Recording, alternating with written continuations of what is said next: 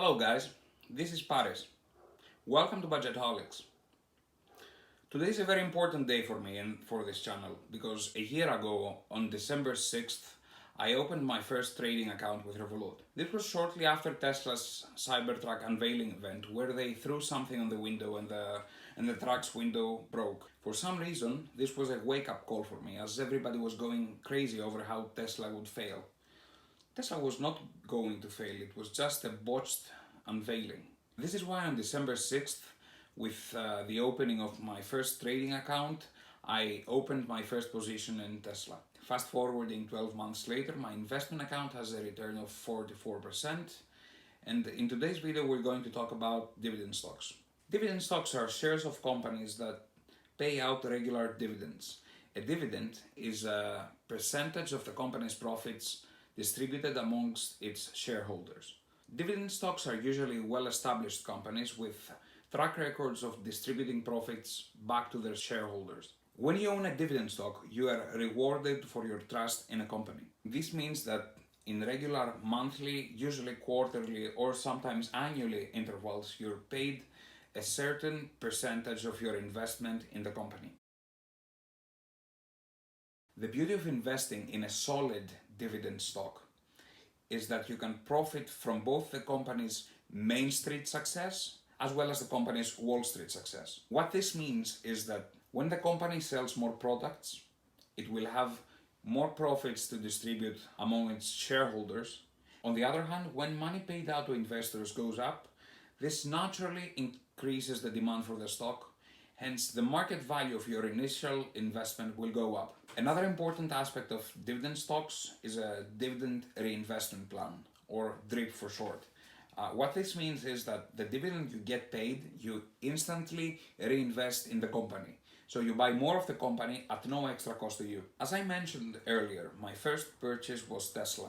However, over those 12 months, I've started building strong positions in dividend yielding companies. Today I'll share with you my top 5 dividend companies of 2021, and in the interest of full disclosure, I'll show you the price chart of how these companies did in the past 1 year, as well as the time in which I bought or sold positions in them. Number 5 on the list is Hormel Foods. They were founded in 1891 and they're the maker of many packaged or refrigerated products. I came to know them as the maker of this bad boy, which is my girlfriend's and my cat's favorite peanut butter brand. Hormel Foods is one of the companies that are called Dividend Kings. The reason is that since it went public in 1928, they have increased their dividend for 55 consecutive years. An important statistic to look at when investing in a dividend stock is its payout ratio. This is the percentage of their earnings paid out to shareholders. A good number to target is 30 to 60%.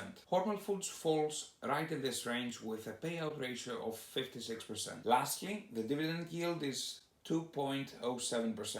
This means that for every $100 you're going to invest into Hormel Foods, they will pay you back $2.07 every year. The reason I'm looking at a company's dividend yield last is my age.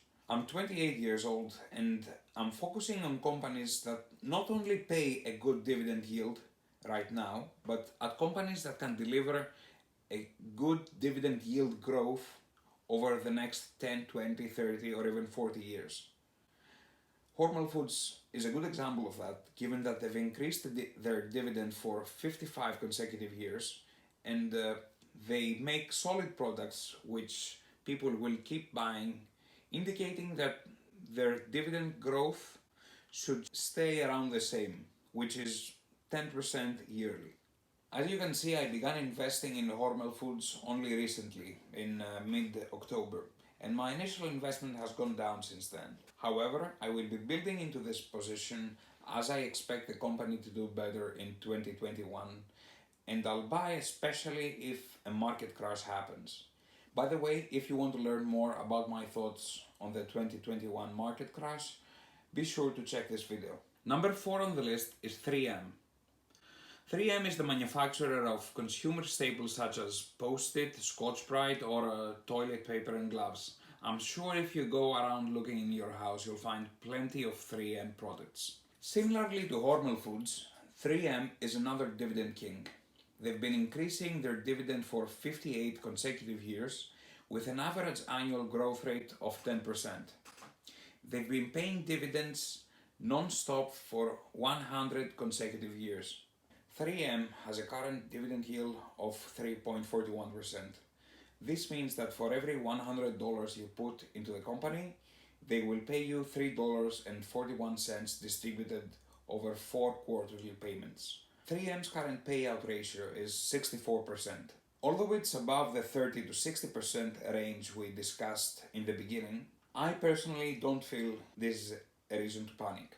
Again, I should point out I'm not a financial advisor, and any investments you make should be based on your own research. As with Hormel Foods, I began investing in 3M late this year, and I'll keep building my position in 2021. At number 3, another dividend king and an established company that needs no introduction, Coca-Cola, ticker symbol KO.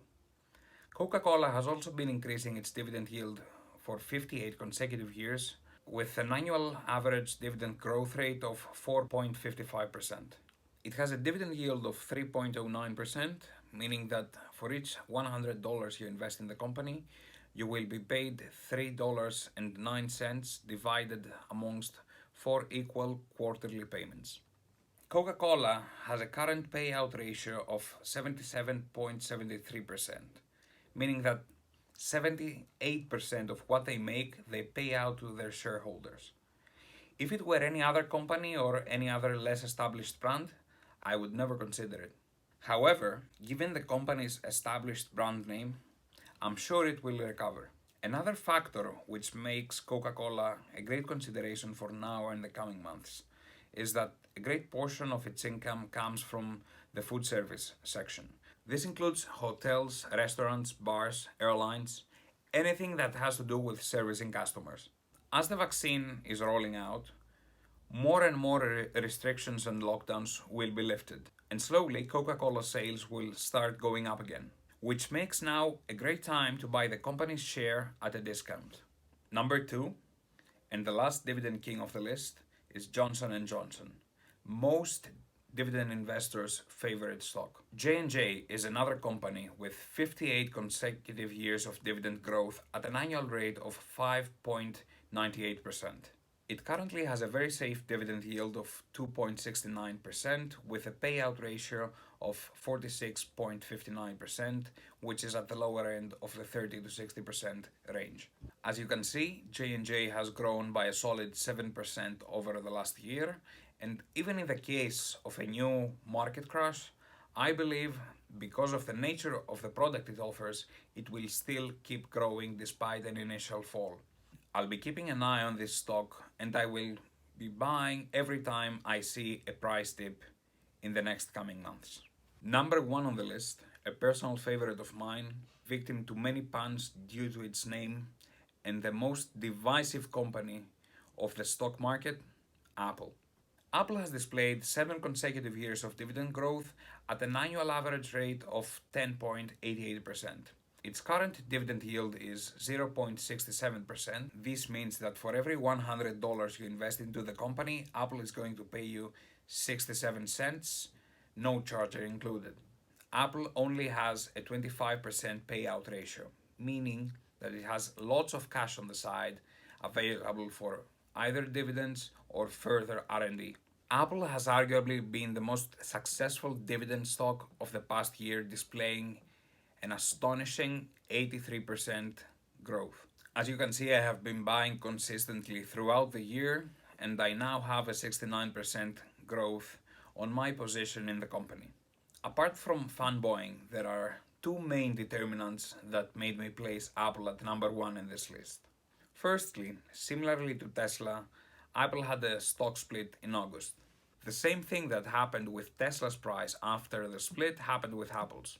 For no apparent reason, after its August stock split, the price skyrocketed. The second reason is that Apple came out with 5G phones and the M1 chip for its computers. 5G phones were expected, everyone knew that the new iPhones were going to incorporate the 5G technology. So one could argue that this information was already priced in the company's stock chart. The M1 chip was something new. Apple has a tradition of internalizing every part of the supply process. They are the only computer manufacturers that have dedicated software for their hardware and vice versa. However, only 3 of their computers come with the new M1 chip. From reviews I've seen online, it seems that the new chip is a great upgrade for the product. I'm sure that in 2021 they will come out with a new range of computers equipped with their internally produced chip. And people are gonna buy them. Fun fact, both Apple and Coca-Cola are Warren Buffett favorites. And the one thing they have in common is astonishing brand loyalty. There is no fiercest debate than that between a dedicated Apple fan and a delusional Windows fanatic. Jokes aside, I think Apple is a great long hold and a company with immense potential. Stay tuned as I'll be making a dedicated Apple stock video wherein I will present you my analysis and my thoughts of why Apple is going to be the future's next. Let me know what are your thoughts on the list, and if you enjoyed the video, please hit the like and subscribe button.